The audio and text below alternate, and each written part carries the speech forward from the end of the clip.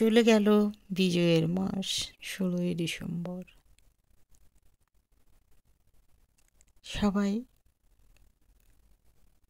কেমন আছো? আশা করি ভালো আছো। আল্লাহর অশেষ রহমতে। বিসমিল্লাহির রহমানির রহিম। আসসালামু আলাইকুম। Hi everyone, welcome back another video. আমি আছি ফাতেমা, তোমাদের সঙ্গে সব সময়ের জন্য। আমি আজ নতুন একটি দিনের নতুন একটি ব্লগ নিয়ে চলে এসেছি। আশা করি সবার খুব বেশি ভালো লাগবে। আর যদি ভালো লেগে থাকে লাইক, কমেন্ট, শেয়ার এবং সাবস্ক্রাইব করবে।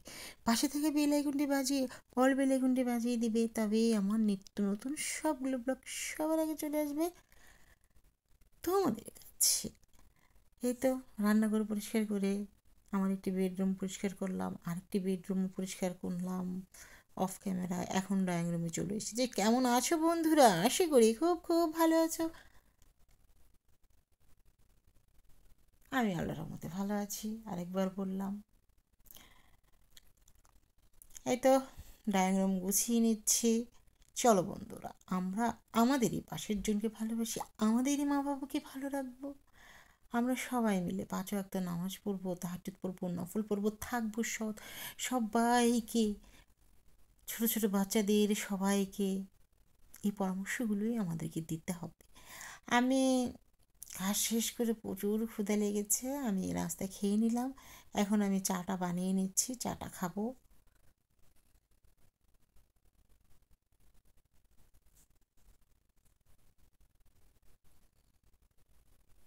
এই জীবন কিছুই না। যে যত যাই করুক পৃথিবীতে, যার যার জীবন তার তারই কবরে সেটাই ভোগ করতে হবে। এটা কিন্তু কেউ জানে না, কেউ বুঝেও না, জানার মতো শক্তিও নাই কেমন।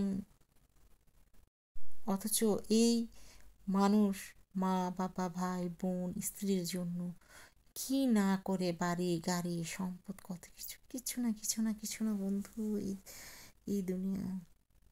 এখানে আমি কাবাবের জন্য মাংস প্রেশার কুকারে দিয়ে দিলাম। এখানে আমি গরুর মাংস কুচি কুচি করে নিয়েছি, ধনিয়ার গুঁড়ো, মরিচের গুঁড়ো, আমি কাঁচামরিচ, পেঁয়াজ গুঁড়ো তো দিয়েছি অবশ্যই।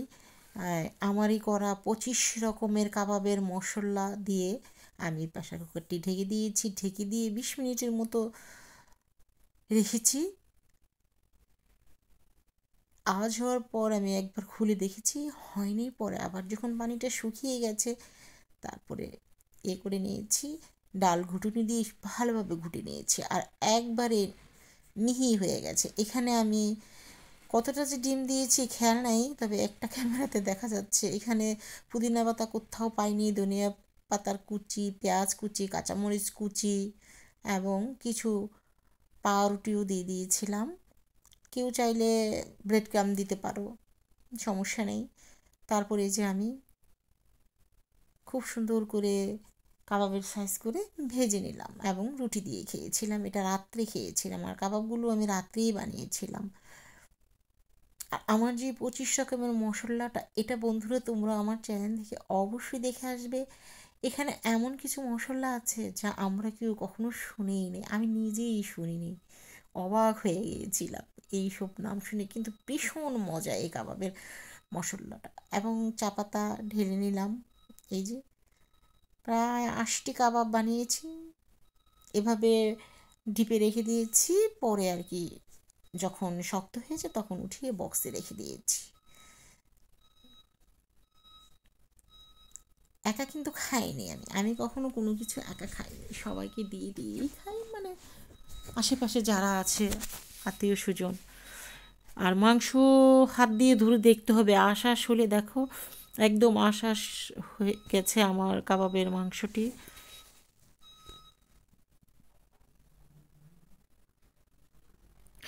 আর আবারও প্রেশার কুকার থেকে নামানোর পরেও আমি ধনিয়ার গুঁড়ো, মরিচের গুঁড়ো আরেকবার দিয়েছি, কারণ ওখানে আমি কম দিয়েছিলাম। কাবাব ভীষণ ভীষণ মজার হয়েছে, রুটি দিয়ে খেয়ে নিয়েছি। আর আমার কাবাবগুলো দেখতেও সুন্দর হয়েছে। আজ খুব ছোটই ভিডিও দিলাম, কারণ এই কাবাবের রেসিপিটা আমি খুব সুন্দর এবং মনোযোগ সহকারে আমি করেছি যেন সবাই পারে, যারা না পারে তাদের জন্য। এখানে আমি পেঁয়াজ, কাঁচামরিচ, কিছু হলুদের গুঁড়ো, ধনিয়ার গুঁড়ো, মরিচের গুঁড়ো, আদা রসুনের পেস্ট দিয়ে মুরগির মাংসটা দিয়ে কষিয়ে নিলাম, কষিয়ে আলু দিয়েও কষিয়ে নিলাম, আবার 2-3 বার আমি নেড়ে চেড়ে নিয়েছি এবং সর্বশেষে আমার মাংসর লুকটি এমন এসেছে। এখানে আমি লবণ দিয়ে সবজিগুলো তেলে ভেজে নিচ্ছি। এখন আমি পেঁয়াজগুলো ভেজে নেব। শীতের এই সবজি না এভাবে ভেজে নিলে খুবই ভালো লাগে। 1 টিস্পুন মরিচের গুঁড়ো, 1 টিস্পুন ধনিয়ার গুঁড়ো, 1 টিস্পুন 4/1 ভাগ হলুদের গুঁড়ো দিয়ে ভালো করে কষিয়ে ভেজে রাখা মাছগুলো দিয়েছি। তার আগে পানি দিয়ে নিয়েছিলাম। এই তো ডেকোরেশন করে নিলাম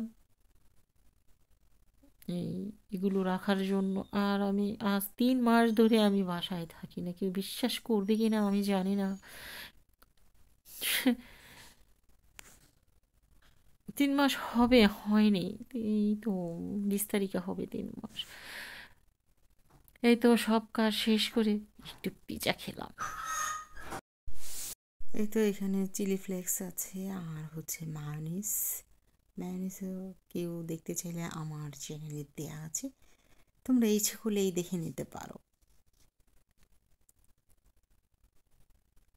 সবাই অনেক অনেক বেশি ভালো থাকবে। আসসালামু আলাইকুম। আল্লাহ হাফিজ, আল্লাহ হাফিজ।